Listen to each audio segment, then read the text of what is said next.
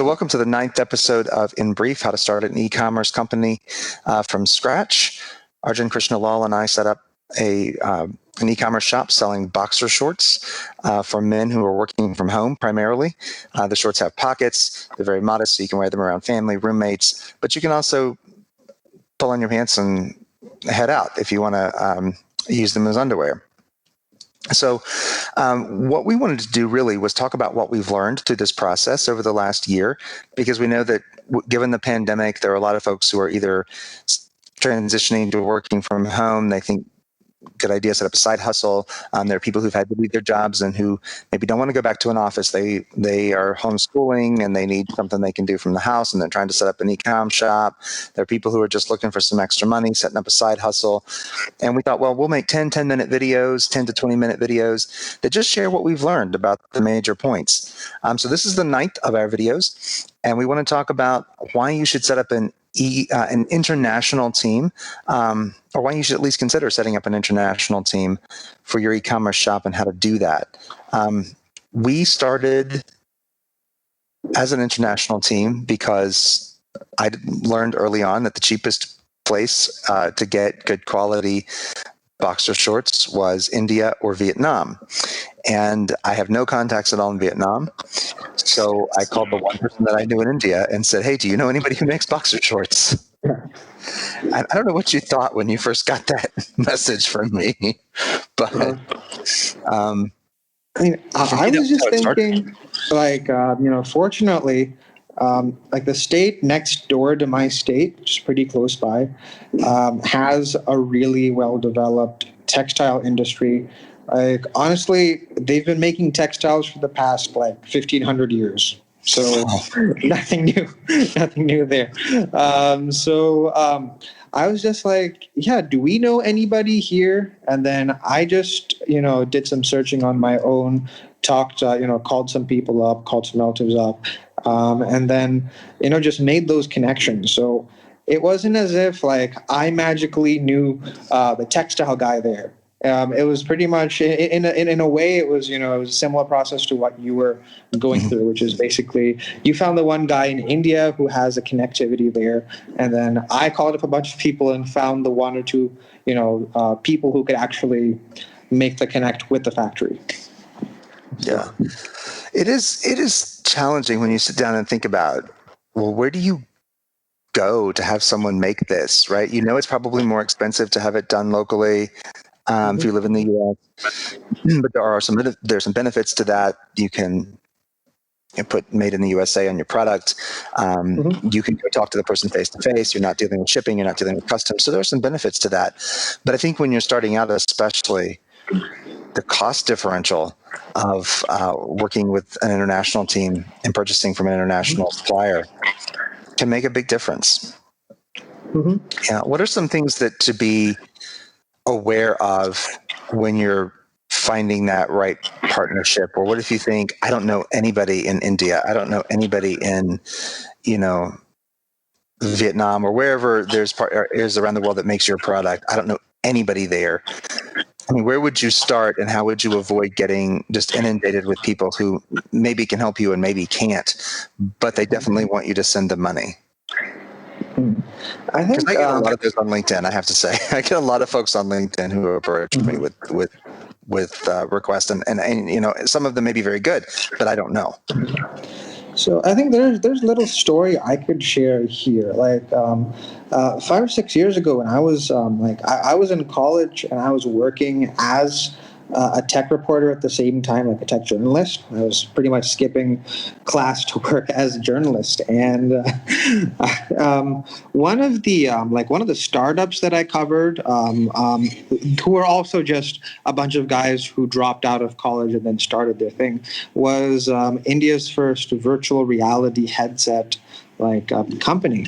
And what was really weird is I asked them, where exactly did you get this, and where are you getting your the units for these purchase orders? Because they had a large scale, several hundred units ordered in for theaters and stuff. And they said, well, we found a guy in Shenzhen, which is in China. And I was like, how the heck do you know that they're not going to just take your money and run? Right. Yeah.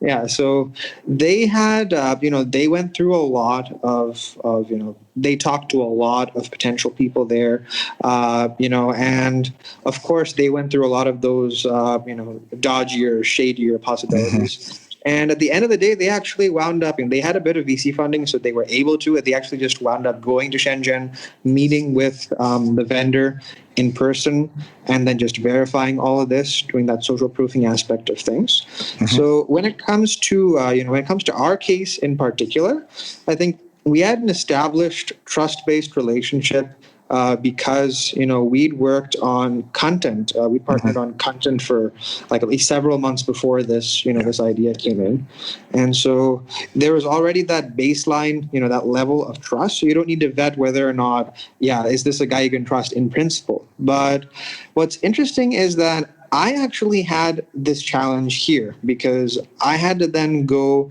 and reach out to factories, and there's tons and tons of them owned by a whole bunch of different people.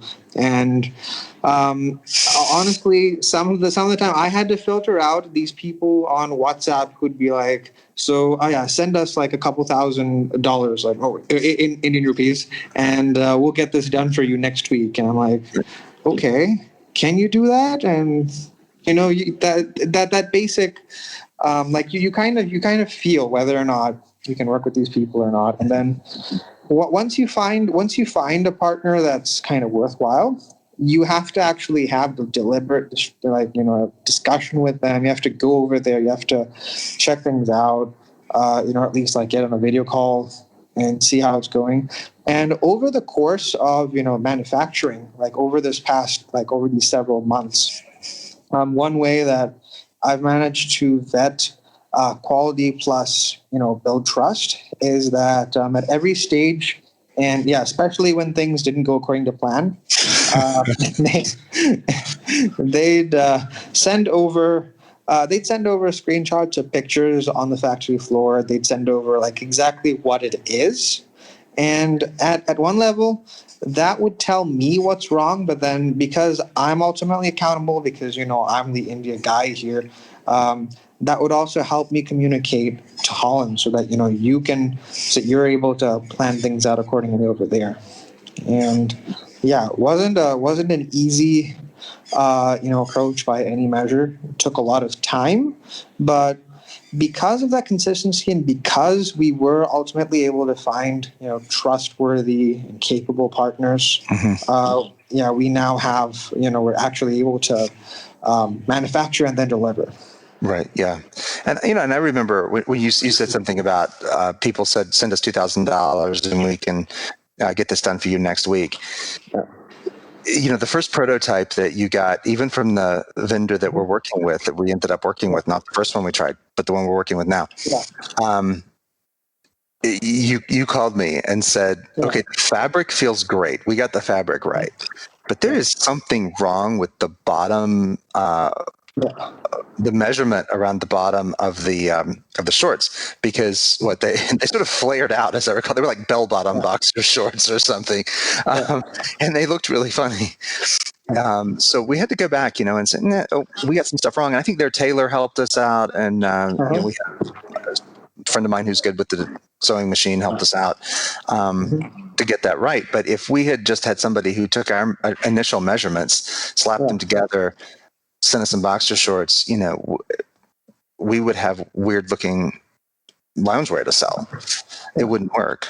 The funny thing is that accountability that's there at every level. Like the very last thing that went wrong over here was that apparently the press, the machine that they use to stamp the washing instructions, and the logo, apparently they pressed it a bit too hard in the first batch, so that part of the logo ended up showing up on the outside.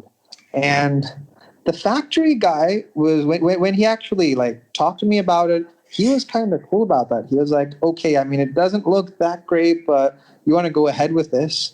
And I had to put my foot down and say, absolutely not. There's no way in heck we're going to use these, because you don't want that logo on the front. That's just Right. ridiculous. So this comes back to accountability and trust. If you work with some random person, as far as they're concerned, their accountability is done when that product is made. It doesn't matter to them whether it fits or where the logo is or if the logo is even there. And so that you need somebody there that believes in what you're doing, and who's actually a part of that, so that they can fight your battles for you. Yeah. I think that's really good. I want to switch from product manufacturing to marketing, because I think there's a lot that international team can offer in marketing, and there are a lot of pitfalls in that part of it too.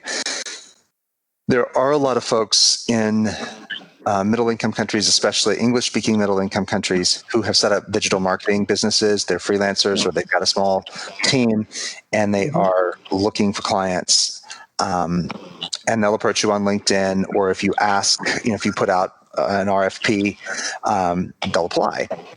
Yeah. And how do you know when this is a really good, affordable option that's going to save you a ton of money and get you outstanding results? And how do you know when these people don't know what the heck they're doing?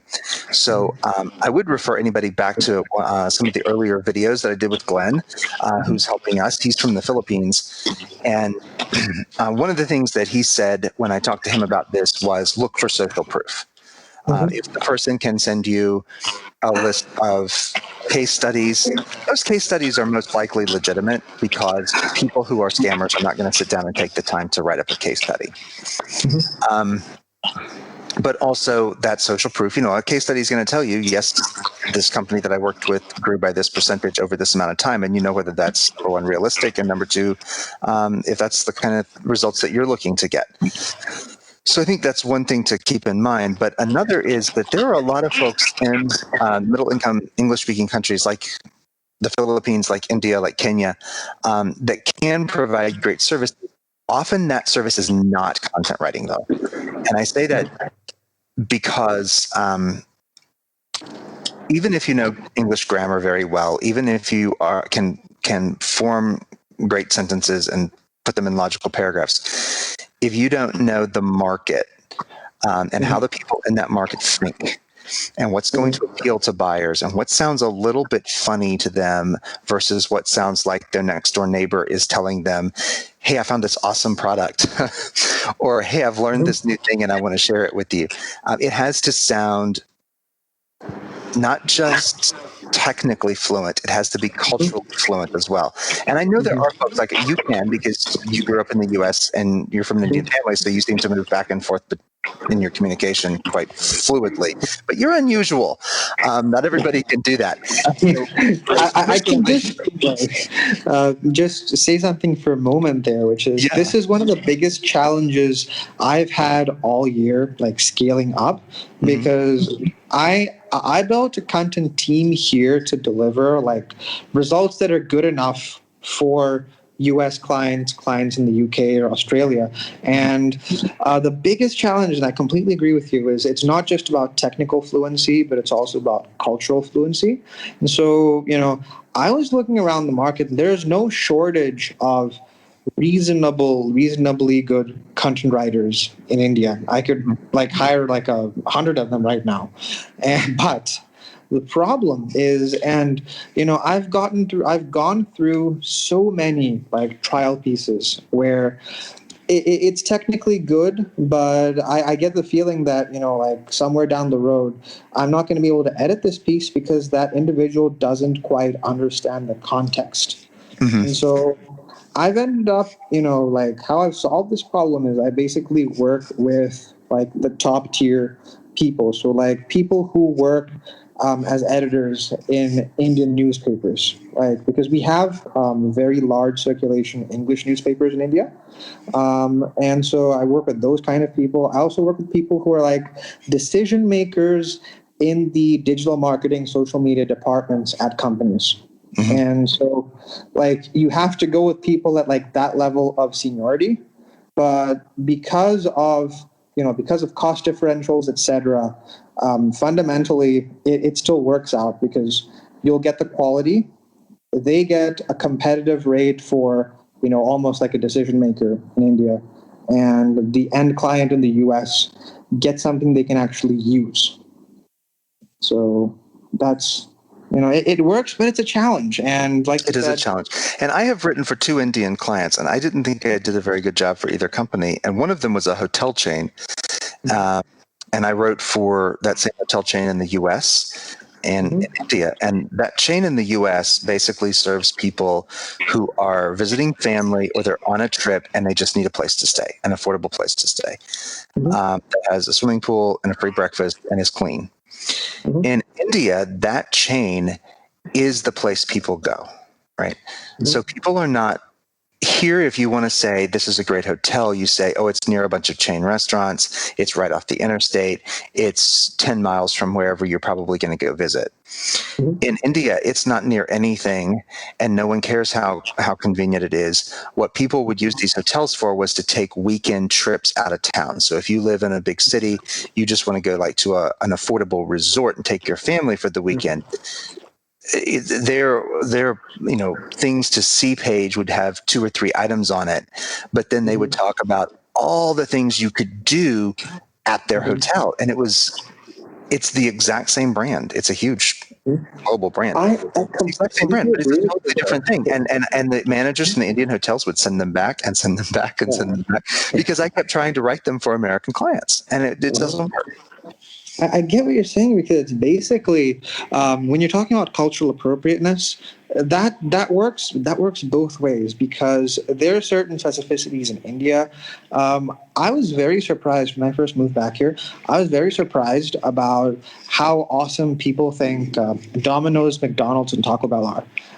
Because those are like fast food chains in the US where if you want to get a quick bite to eat, and if you're part of pretty much like any demographic group, it's not a big deal. If you're like, a very informal, like you're hungry, so I'm going to grab a taco kind of a thing. But over in India, like Taco Bell has actually completely rebranded itself to be this kind of exotic, aspirational Mexican cuisine thing. And they have really fancy restaurant settings. And I just want a taco, and I walk in and I feel slightly threatened by Taco Bell. You're underdressed. Am I dressed well enough to go to Taco Bell?